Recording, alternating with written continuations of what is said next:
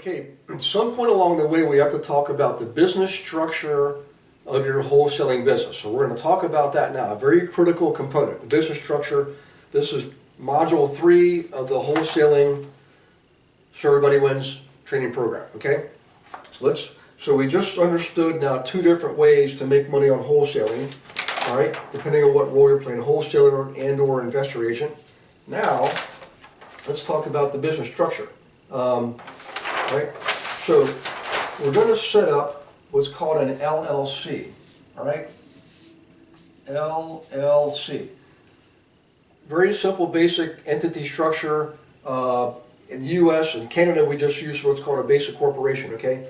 Here's the deal.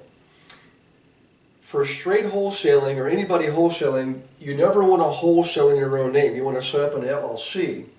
In the example above, right, remember the person selling, okay? The LLC will get the property under contract, okay? Now you, as the wholesaler, you own the LLC, okay? And then the LLC, right, sells the contract to the end user, again for an assignment fee. So all we're doing is we're just stepping into the, moving up as far as evolution of our business structure. You're not going to wholesale in your own name, you're going to wholesale in the name of an LLC. And then you withdraw the money from the LLC to put in your own personal banking account. Okay, real basic, simple structure. Now, a couple of things here. You also want to have what's called an officer of the LLC, all right? O for officer, right? This officer has the legal authority, the right, in your operating, you're going to have what's called an operating agreement that tells you how the LLC is going to operate. This person is identified in the operating agreement as having the legal authority to sign contracts on behalf of the LLC, okay? So you're never actually signing anything. Your officer is signing everything, okay? And by the way, they're not like a shareholder. They're just simply an employee of the LLC. They have no ownership in the LLC, so they're not going to be held accountable or liable should anybody decide that to try to litigate for any reason, okay? So always use an LLC. Now, we talked about in the previous example having an investor agent, D, all right? So let's say D is also going to wholesale herself. She should use the same exact structure we just talked about. She's going to set up an LLC that's going to get the property under contract, right? And then the LLC sells the contract to the end user, right? And the officer signs all the documents. But there's one more level of complexity here. She's a licensee. She's a realtor. She has to disclose that she's a realtor.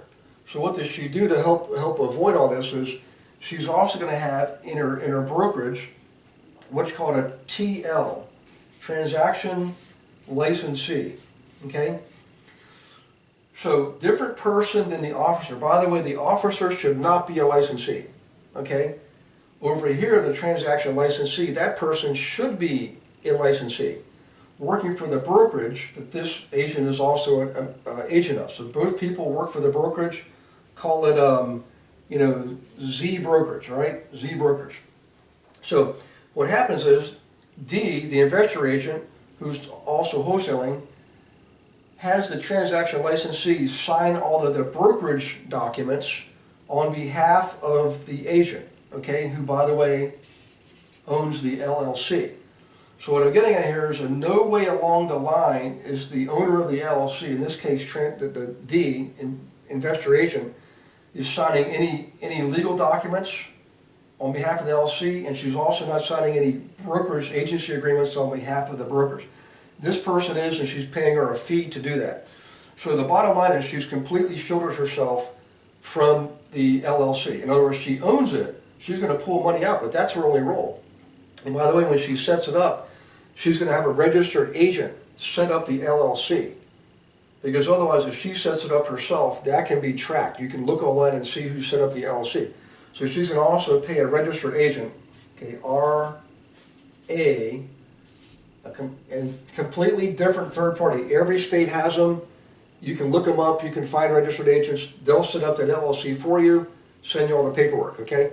Very important component, very important strategy if you're going to be a licensee who's also wholesaling. Okay, hey, I like that little gold nugget. Well, hang on to your seats because we got a lot more coming. We'll see you on the next video. In the meantime, take care. God bless.